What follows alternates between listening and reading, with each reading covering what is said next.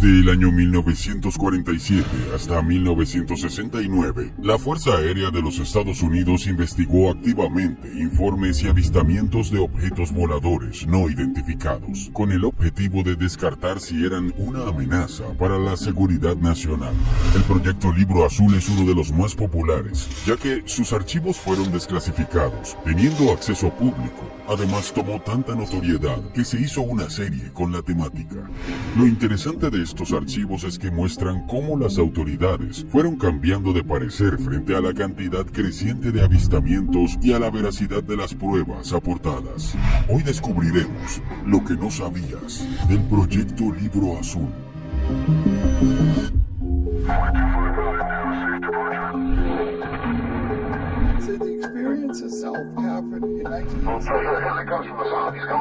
Essa é lista, pelo menos uma das criaturas foi transferida para o Hospital Humanitas em Varginha.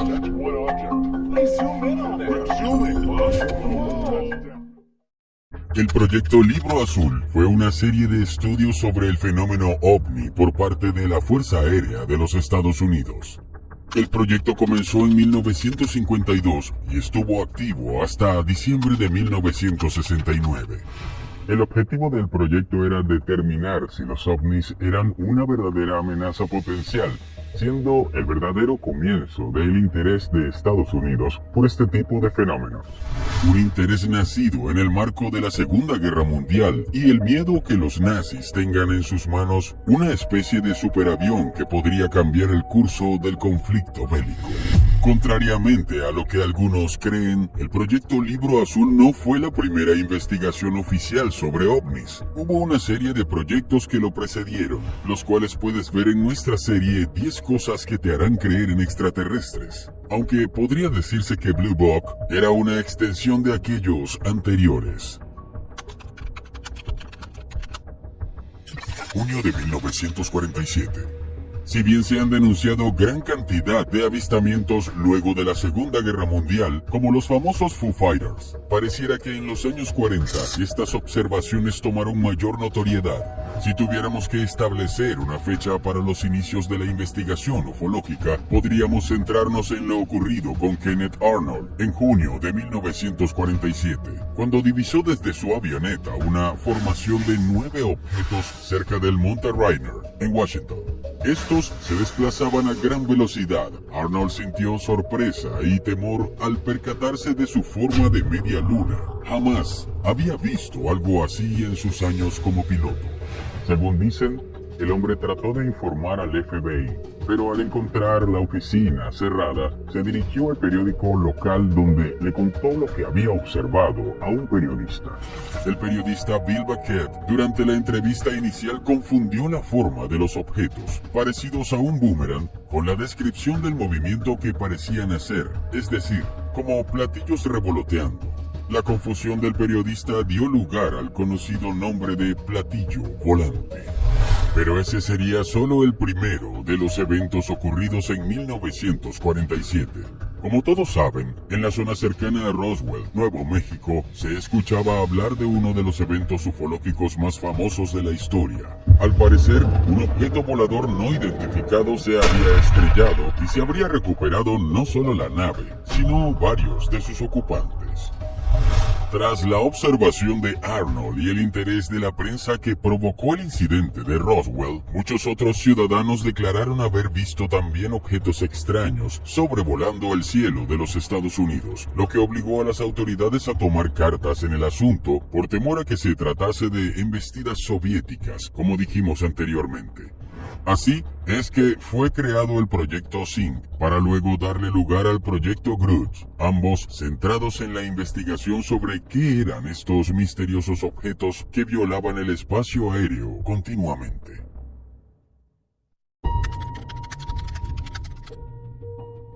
Agosto de 1949. A finales de 1951, algunos de los generales de las Fuerzas Aéreas de los Estados Unidos manifestaron su descontento por las investigaciones sobre objetos voladores no identificados realizadas por el Proyecto Zinc, dirigido por Robert Schneider, Este favorecía las hipótesis extraterrestres para explicar los avistamientos OVNI, incomodando a varios. Luego llegó el proyecto Grudge, y su informe final aseguraba que los reportes sobre ovnis son fruto de la histeria colectiva, trastornos psicológicos, deseo de fama o malinterpretación de objetos convencionales. Marzo de 1952. El proyecto Libro Azul ocuparía el lugar de los anteriores, con el objetivo de investigar todos aquellos encuentros que pudiesen convertirse en una amenaza. Eran los años de la Guerra Fría y del advenimiento de la amenaza nuclear. Faltaba apenas un año para que Joseph Stalin muriese y Dwight Eisenhower se convirtiese en el presidente de Estados Unidos. Durante este proyecto, se recogieron, analizaron y archivaron miles de informes OVNI. Pero lo que en realidad se terminó haciendo fue negar en lo posible las denuncias de las personas, desestimando la mayoría de los casos. El primer jefe del proyecto fue el capitán Edward J. Rupert. Siguiendo sus órdenes, se creó un estándar para relatar los fenómenos. Rupert acuñó oficialmente el término OVNI para sustituir a platillo volante, más sugestivo o poco exacto, que había sido usado hasta entonces. Dejó las Fuerzas Aéreas algunos años más tarde y escribió el libro The Report on Unidentified Flying Object, que describe el estudio de los ovnis por parte de la Fuerza Aérea, USAF, entre 1947 y 1955. También formaba parte el astrónomo J. Allen Hynek, quien era el consultor científico del proyecto. Hynek trabajó para él hasta que concluyó y creó el concepto de lo que hoy se conoce como encuentros cercanos. Era un gran escéptico cuando comenzó, pero dijo que su escepticismo se suavizó durante la investigación, después del análisis de unos informes OVNI que parecían inexplicables. Encuentros de primer tipo simplemente involucran avistamientos de objetos extraños en el cielo. Un testigo ve algún tipo de construcción suficiente para causar una gran impresión de ellos. Sin embargo, los encuentros cercanos del segundo tipo involucran algún tipo de prueba tangible. No solo ver algo, sino sentir algo. Suelo radioactivo, una quemadura del sol en la cara. Esas son experiencias físicas. Un encuentro cercano de tercer tipo es cuando hay avistamientos de alguna criatura. Un encuentro cercano de tercer tipo sería finalmente el logro de establecer un contacto con una civilización extraterrestre. Agosto de 1950. El incidente OVNI de Mariana. Volviendo un poco para atrás en el tiempo, precisamente la mañana del 15 de agosto de 1950 en Great Falls, ocurrió un evento que cambiaría la vida del director del equipo de béisbol de las ligas menores, Nick Mariana, que representaba a Great Falls Electrics y a los Brooklyn Dodgers. Antes de las 11:30 de la mañana, él y su secretaria, Virginia Browning, de 19 años, estaban caminando por el campo de juegos, inspeccionando las instalaciones en anticipación a su próximo partido. Luego, un brillante destello capturó la atención de Mariana. Para su asombro, observaron dos brillantes objetos plateados volando a una velocidad increíble. Apenas creyendo lo que estaba ocurriendo frente a sus ojos, se dirigió rápidamente a su vehículo para tomar su cámara de 16 milímetros. El testigo capturó 16 segundos de video en color antes de que los objetos se movieran fuera de su vista. Fue tanta la repercusión de este caso que la historia cayó en manos de los periódicos locales, específicamente The Great Falls Tribune. Según Mariana, los discos parecían estar girando como un trompo y tenían unos 15 metros de diámetro a unas 50 yardas de distancia.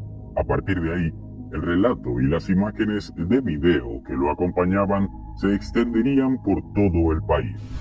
Si bien el video dura unos pocos segundos, el avistamiento desencadenaría una investigación oficial. De hecho, fue un periodista del Tribune quien informó a la base de la Fuerza Aérea Wright-Patterson en las cercanías de Ohio. Después del informe, el capitán John Brynelson concertó una entrevista con Mariana en la base de la Fuerza Aérea de Malmstrom, en el condado de Cascade. Fue durante esta reunión a la que también asistió Browning, que los testigos divulgaron que también habían visto dos jets militares sobrevolando el campo de béisbol en la misma dirección que los dos objetos. Esto aparentemente le daría a Brynelsen la oportunidad de explicar el avistamiento. Sin embargo, los testigos estaban seguros que aquello observado no eran aviones. Lo interesante son los comentarios de Edward Ruppelt, quien afirmaba que en ese momento la Fuerza Aérea no tenía ningún interés en los ovnis. En consecuencia, se limitaron a echar un vistazo a la película de Mariana y luego asumieron que los objetos eran sus propios jets militares, ya que eran incapaces de encontrar algo identificable de naturaleza inusual. Nos podemos imaginar en qué terminó este avistamiento. El caso se cerró, alegando que se trató de la confusión con aviones militares. Más tarde, Nick Mariana denunció que la Fuerza Aérea le había recortado el video donde se veían mejor los objetos. El caso terminó en la justicia, pero sin llegar a ninguna conclusión. Dicen que el año 52 fue el año de los platillos volantes, especialmente en Estados Unidos. Fue ese año cuando se informó de una serie de avistamientos extraños en los cielos de Washington, D.C. Estos avistamientos, ocurridos en julio de 1952, también conocidos como Big Flap, ocupan un lugar especial en la historia de los objetos voladores no identificados. Los principales periódicos estadounidenses informaron de múltiples avistamientos creíbles por parte de pilotos y operadores de radar civiles y militares, tanto que se envió una unidad especial de inteligencia de la Fuerza Aérea de los Estados Unidos para investigar. Lo que encontraron, o mejor dicho, lo que no encontraron, junto con la explicación oficial de la Fuerza Aérea, alimentó algunas de las primeras teorías de conspiración sobre un complot del gobierno para ocultar evidencia de vida extraterrestre. Ese verano, la prensa y el público exigieron respuestas. ¿Fueron estas señales de radar inexplicables, naves que en algunos casos superaron a los jets, parte de una invasión soviética con armas nucleares? ¿O eran evidencia de algo mucho más misterioso?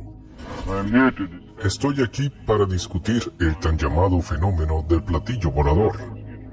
El interés de la Fuerza Aérea en este problema ha sido debido a nuestro sentimiento de obligación para identificar y analizar con lo mejor de nuestras capacidades cualquier cosa en el aire que tenga la posibilidad de amenazar a los Estados Unidos.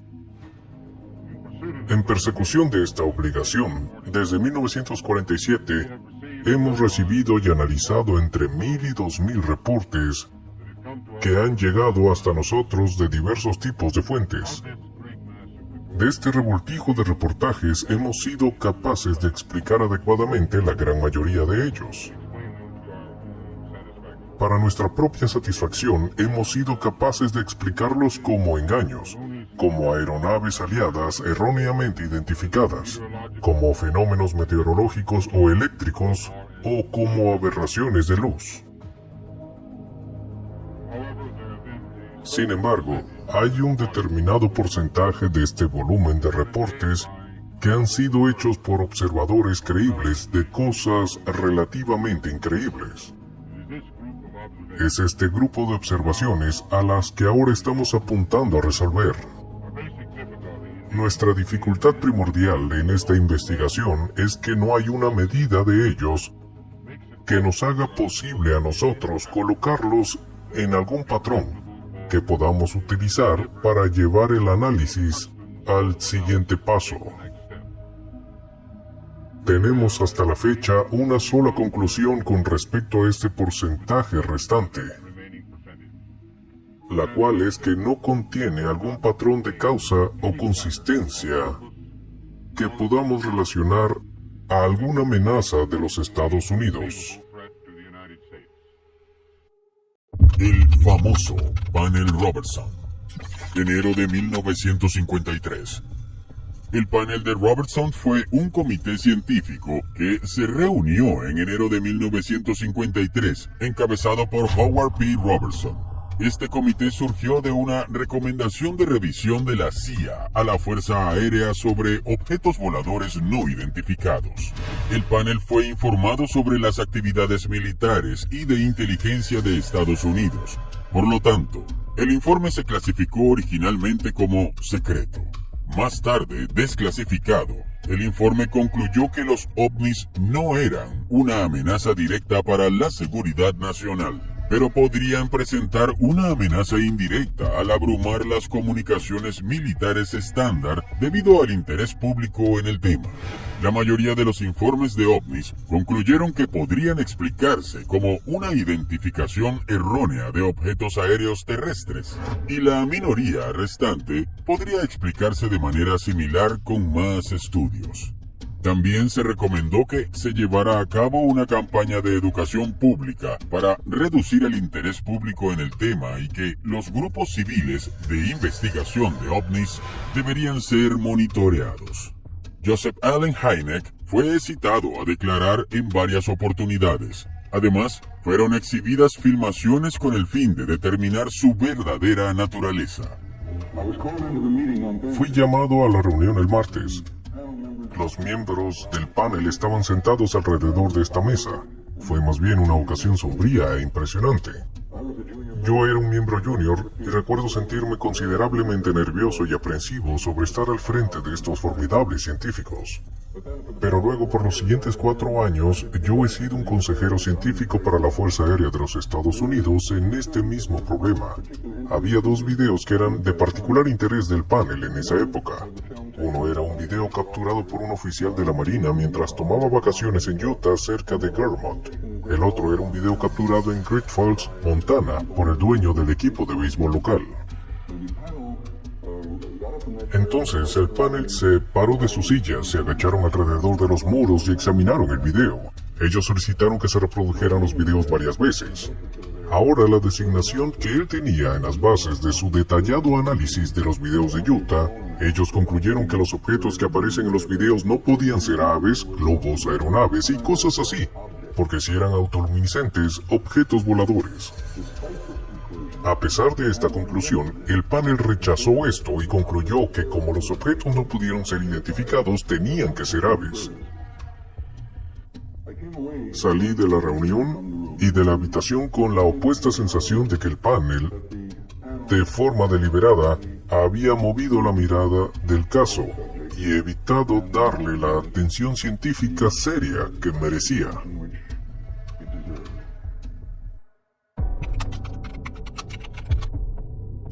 Agosto de 1960, The Red Bluff Incident. Alrededor de la medianoche,